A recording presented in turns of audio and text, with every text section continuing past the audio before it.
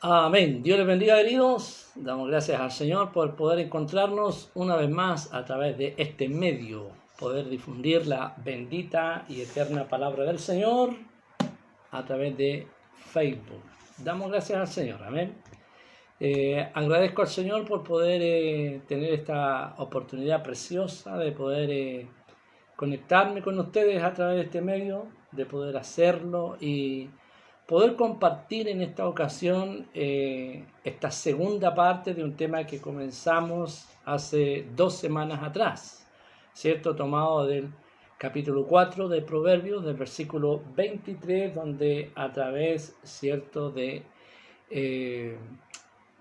Salomón, el Señor nos dice: de toda cosa guardada, guarda tu corazón, porque de él emana la vida. Y a través de la primera parte vimos, ¿cierto?, las implicancias científicas que conlleva este texto.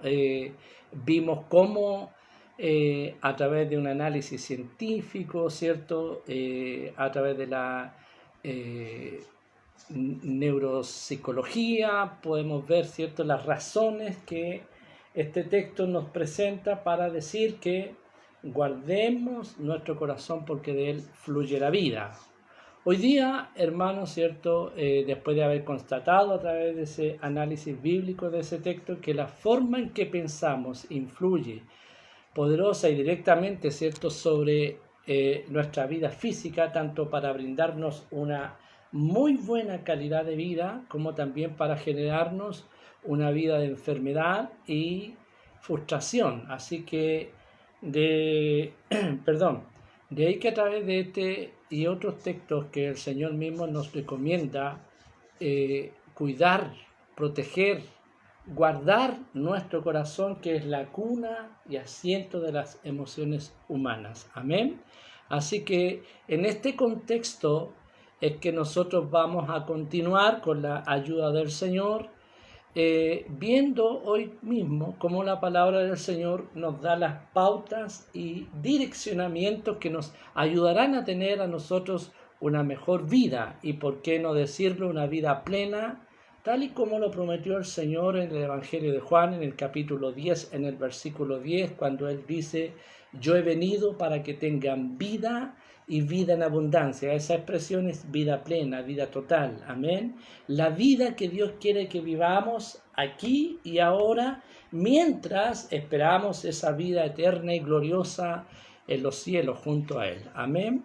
Pero el Señor quiere que vivamos de una mejor manera la vida mientras esperamos que Él vuelva. En el capítulo 31 y 32 del libro de los Salmos, hoy día vamos a centrar esta segunda parte que tiene que ver con cómo entonces nosotros, si estamos en una situación de crisis, emocional, espiritual, ¿cierto?, si estamos sumidos en una depresión, si estamos en algún problema que nos ha generado entonces una enfermedad psicosomática, cómo a través de la palabra podemos encontrar el camino, la puerta, la salida. Es eso lo que vamos a ver este día con la ayuda del Señor. Y voy a centrarme en el capítulo 31 y el capítulo 32 del libro de Salmos, Salmos de David, ¿cierto?, que en medio de su confianza de declaración y fe y dicha por el perdón, hace David al menos 2 confesiones importantes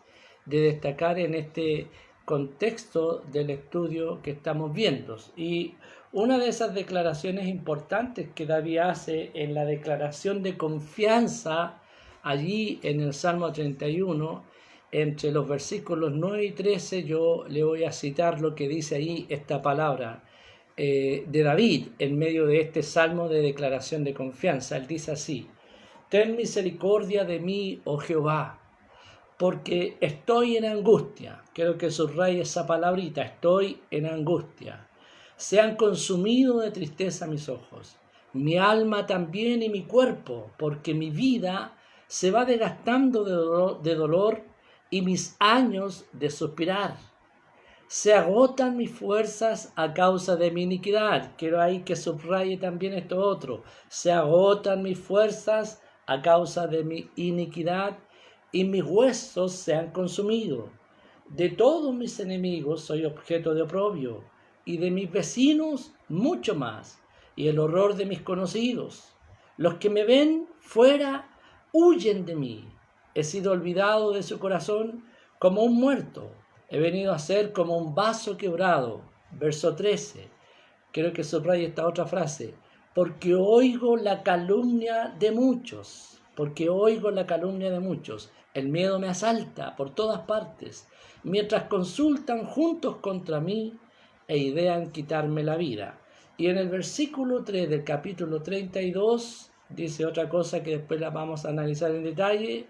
Mientras callé, se envejecieron mis huesos en mi gemir todo el día. Oiga, si usted ve los títulos de estos salmos nos dicen el título que los eruditos le han puesto a este salmo. Cuando ven el contexto completo del salmo, están hablando de la declaración de confianza. O sea, en medio de una declaración de confianza en el capítulo 31, David hace un paréntesis allí y expresa todo lo que él está viviendo y sintiendo. Y en el capítulo 32, donde el texto que le han puesto los eruditos bíblicos a la versión Reina Valera es la dicha del perdón, también llega a decir lo que acabo de leer ahí: mientras callé, ¿cierto?, se envejecieron mis huesos en mi gemir todo el día. Así que es interesante algo que les quiero decir para poner en contexto estos textos, porque algunos han creído, ¿cierto?, cuando leen estos versículos, creen que esto lo habrá escrito David después de haber pecado con la mujer de Urías, pero la verdad es que estos dos salmos David los escribió mucho antes de ser rey, incluso, y de haber pecado con la mujer de Urías. De hecho, los eruditos bíblicos coinciden en que estos salmos David los tiene que haber escrito en el tiempo en que huía de Saúl. Así que por lo cual las palabras de David en este contexto, hermano, en que se sabe que fue el tiempo en que él huía de David, hay una clara exacerbación de su condición real. Quiero que ponga atención en lo que le estoy diciendo. David, cuando habla de esta manera tan angustiante, tan deprimente, hermano, tan penosa acerca de sí mismo, en realidad no está viviendo una situación tan terrible, mirada desde afuera, obviamente, como la que se supone al leer este texto. De hecho, David no estaba solo. Él, cuando está huyendo de David, ¿cierto?, él no estaba solo, en cuanto a que lo acompañaba un importante grupo de hombres que luego serían conocidos como los valientes de David. Tampoco había dejado de contar con el favor del Señor, que 2 veces en este tiempo en que él escribió estos salmos, Dios puso a Saúl en su mano, y ahí fue cuando él no quiso alzar su mano contra el ungido del Señor, que ustedes han escuchado muchas veces ese texto de David, amén. Así que no estaba solo, no había dejado de contar con el favor del Señor, él estaba ya ungido como rey en Israel, tenía la palabra, tenía la bendición, ¿cierto? Pero David está expresando sentimientos de culpa y de frustración que lo tienen ahí, ¿cierto?, en una situación angustiante, en una situación deprimente, amén. Así que lo que yo quiero resaltar aquí, ¿cierto?, es que nuestros propios temores, tal como lo expresará David, nos pueden llevar a una situación de tal aflicción que de lo psicosomático, ¿cierto?, de lo mental, se pase a lo somático, que para los que no estuvieron en la semana pasada les aclaro, ¿cierto?, las enfermedades psicosomáticas son aquellas enfermedades, ojo que estoy diciendo enfermedades, ¿cierto?, que tienen una raíz en un problema psicológico y no físico. No es que esté fallando un órgano, sino que está funcionando mal porque hay un problema de base psicológico que está afectando físicamente el cuerpo, pero no es que esté fallando físicamente un órgano. Amén. Ahora, cuando decimos que pasamos de lo psicosomático a lo somático, estamos diciendo que esa enfermedad se hace evidente, se manifiesta físicamente como una enfermedad visible, tangible, una enfermedad que le va a provocar dolores físicos, mal funcionamiento orgánico, y es lo que le pasaba aquí a David. Así que, aunque en estos salmos David está declarando su confianza en Dios y agradeciendo por su perdón, claramente él pasó por este proceso, y en medio de este proceso es que él hace una reflexión, en que no puede estarse callado, ¿cierto?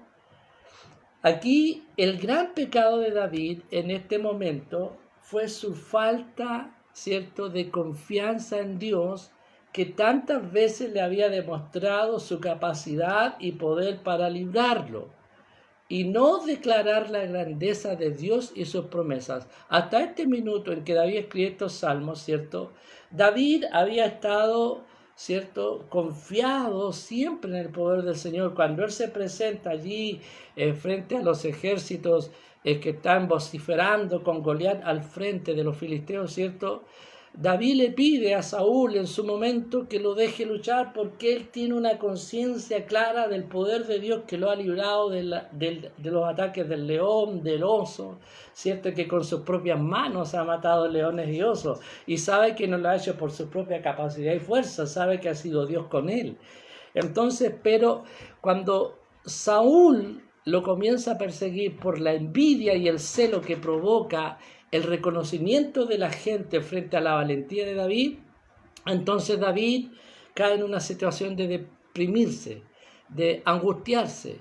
Y aunque tiene gente a su alrededor, y aunque cuenta con el favor del Señor, él cae en ese pecado, porque ese es el gran pecado de David hasta este momento, de dejar de confiar en lo que Dios puede hacer por él, de dejar de confiar en la grandeza del Señor, que se la ha demostrado reiteradamente para librarlo. Lo había librado de la mano del león, lo había librado de la mano del oso, lo había librado de la mano de Goliat, imagínate.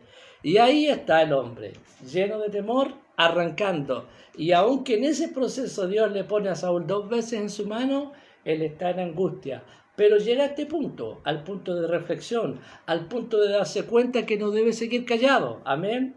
Por eso en el versículo 3 del capítulo 30, en el versículo 4 del capítulo 32, dice: mientras callé, se envejecieron mis huesos, en mi gemir todo el día. Y vamos a seguir con el versículo 4 y 5. Porque de día y de noche se agravó sobre mí tu mano, se volvió mi verdor en sequedades de verano. Mi pecado te declaré, y no encubrí mi iniquidad. Dije: confesaré mis transgresiones a Jehová, y tú perdonaste la maldad de mi pecado. Y ahí, a partir de ese versículo, David empieza a declarar la grandeza de la misericordia y el perdón del Señor. ¿Cuál había sido su pecado? Dejar de confiar en la capacidad de Dios para protegerlo. Dios lo había guardado, lo había librado, pero ahora, frente a un problema como lo significó la persecución de Saúl, David había entrado en una situación de depresión. Exacerba de sobremanera su condición, ¿cierto? Como lo leímos en el capítulo 31, ¿cierto? Diciendo que está solo, diciendo que nadie lo quiere, pero yo quiero resaltar esas palabras, esas palabritas de el rey David aquí. Mire, yo le dije, resalte estas palabras. Mire las palabras que él usa en el capítulo 31, versículo 9. Dice: ten misericordia de mí, oh Jehová, porque estoy en angustia. Se había angustiado sobremanera. Amén. En el versículo 10 dice: se agotan mis fuerzas a causa de mi iniquidad. Él tenía una gran sensación de culpa, un gran sentimiento de culpa. ¿Por qué? Porque había dejado de confiar en el Señor, y eso le generó una culpa tan grande que él lo considera iniquidad, esa culpa. Y la iniquidad es maldad. Estoy haciendo lo malo, estoy haciendo lo incorrecto. Y esa sensación de culpa le robaba la fuerza, le quitaba las ganas. Amén. Por eso dice: se han consumido mis huesos. De todos mis enemigos soy oprobio. Mira, él veía todo nublado, los veía todos en contra, los veía todos odiándolos, los veía todos rechazándolos, ¿cierto? Los que me ven fuera huyen de mí. He sido olvidado del corazón de la gente. Me miran como si fueran muertos. He venido a ser como un vaso quebrado. Mira la imagen que tenía David de él. Todo porque partió en angustia. ¿Ah? Se angustió a causa de la persecución. Después esa angustia lo llevó a otra condición, esa angustia lo llevó a la desconfianza en Dios. No sé si ya Dios me guardará o no, no sé si Dios me podrá librar. Me libró del león y del oso, me libró de David, de Goliat, pero me librará de Saúl. Saúl es grande, es poderoso, él tiene el ejército. Y entonces vino el temor a su corazón. Se agotaron sus fuerzas a causa ya de la angustia, pasó al pecado, a la iniquidad de negar el poder del Señor en su vida. Y en el versículo 13 dice, ¿por qué al final le pasa esto? ¿Por qué? Mira, no lo dice como conclusión, pero es interesante que la Biblia no dice nada porque sí. ¿Ah? La Biblia no hace énfasis porque sí en la Escritura. Cuando Dios permite que algo se escriba es porque nos está diciendo, pongan ojos, miren ahí. Y yo creo que miren el versículo 13, el capítulo 31, porque oigo la calumnia de muchos. Amén. Porque oigo la calumnia de muchos, el miedo me asalta por todas partes.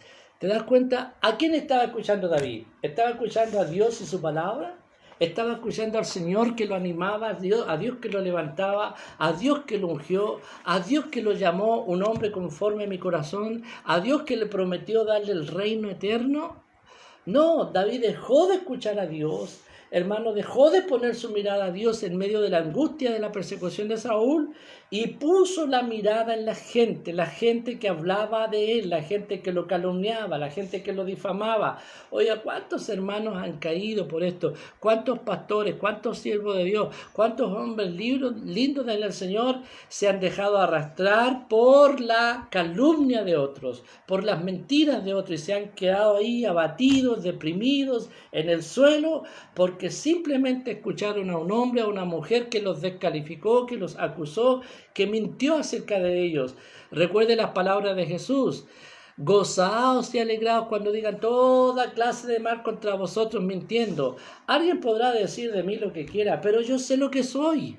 Amén. Yo sé lo que soy en Cristo el Señor. La gente me podrá acusar, me podrá descalificar, pero yo sé lo que soy y sé quién es mi Dios. Amén. Y mientras yo tenga esa clara conciencia, no me debe afectar. Pero cuando yo me olvido, cuando yo me dejo influenciar por la opinión de los demás, normalmente, queridos hermanos, la opinión de los demás casi siempre no es buena. Casi siempre la gente habla de ti para resaltar las cosas malas de ti y no para alabar las cosas buenas de ti. Y esto le pasó a David en medio de esa persecución. Él empezó a poner oído a los que lo calumniaban, ¿cierto? Y era mucha la gente que lo calumniaba. ¿Y cuál fue la consecuencia? Se llenó de temor. El miedo me asalta, dice, por todas partes.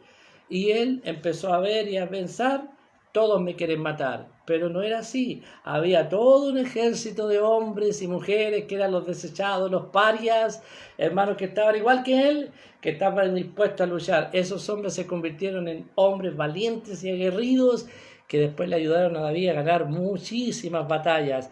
Siempre estará Dios de tu parte y siempre habrá alguien a quien Dios pondrá a tu lado para levantarte los brazos, animarte y levantarte, querido hermana y hermana. Así que esta es una de las conclusiones de este pasaje. Amén. Pero vamos a seguir un poquito, ¿cierto? Así que el gran pecado de David tenía que ver con sus sentimientos de creer que Saúl podía hacerle algo y que Dios lo había desamparado. Amén. Eso lo llenó de angustia, de miedo y de culpa, ¿cierto? Ahora, estas palabras que él usa cuando dice, mientras callé, se envejecieron mis huesos en mi gemir todo el día. Esto es así de literal, hermanos. Mira, uno dice, mientras callé, ¿qué? Algunos han interpretado que él cayó, que él escondió su pecado, ¿cierto? Y estaba allí, estaba callado, no estaba proclamando. Pero recuerde que estas palabras están en el contexto del reconocimiento del poder de Dios para librarnos, de la confianza que tenemos que tener los hombres y mujeres de Dios en Dios, amén, que tiene el poder de librarnos. Así que y el Salmo 31 y el Salmo 32 están en el mismo contexto porque son la continuación el uno del otro. Así que en un salmo él está exaltando la confianza que debemos tener en Dios, y en el otro salmo está agradeciendo por el perdón de Dios. Y en ese contexto en que él dice, mientras cayese envejecieron mis huesos. ¿Qué es lo que cayó? ¿Qué es lo que se guardó? ¿Qué es lo que se reservó realmente David? ¿Estaba escondiendo su pecado? No, porque él estaba lleno de miedo. Él dice, lleno de iniquidad estoy, ¿cierto? No, lo que David cayó, lo que David guardó, lo que David no dijo y no proclamó en el momento que lo tenía que hacer, es lo que estaba declarando ahora en este salmo, ahora que había salido del temor y de la angustia, ¿cierto? Ahora que renueva sus fuerzas, empieza a proclamar, ¿cierto?, la grandeza del Señor. Estas palabras son una buena prueba de que en medio de los inevitables conflictos, ya sean físicos, emocionales, económicos o espirituales que resultan producto de alguna enfermedad, de algún quiebre afectivo, de la partida de un ser amado, del hostigamiento de terceros, de un quiebre económico, etcétera, ¿cierto? Un sinfín de situaciones a las que sí estamos expuestos cada día. Lo que no podemos nunca jamás es dejar de confiar en la misericordia y la gracia de nuestro buen y amado Señor, que nos ayuda siempre. Amén. Siempre, Dios siempre nos va a socorrer, Dios siempre va a extender su mano cuando nosotros, en medio de todos estos conflictos que nos genera la vida, porque son inevitables, queridos, los conflictos en todo orden de cosas, están ahí a la puerta y en cualquier momento tocan a tu puerta, en cualquier momento abren la puerta y se meten en tu casa. Los conflictos son inevitables, queridos, no hay cristiano, no hay hombre, no hay mujer que no tenga en algún punto de su vida un conflicto con el cual lidiar. Amén. Pero cuando confiamos siempre, permanentemente en el Señor, su gracia y su misericordia, ¿cierto?, vamos a ver la vida de otra manera. Como dije la vez pasada, hay quienes, ¿cierto?, han contabilizado 365 veces la palabra no temas en la Biblia. 365 veces Dios nos dice, no tengas temor.